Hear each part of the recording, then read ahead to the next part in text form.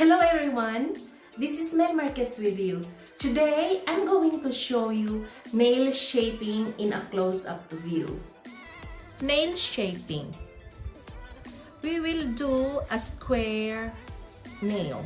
When you do a square nail, it's just basically filing at the free edge of the nail, file across, straight across at the free edge, yeah? So, this is your square nail. In order to check if your nail is really square, you have to move the client's hand and do this, okay? You have to check if it's straight across, like this, yeah?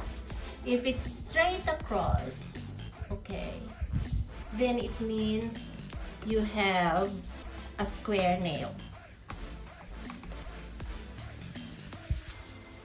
So, this is your square nail, okay?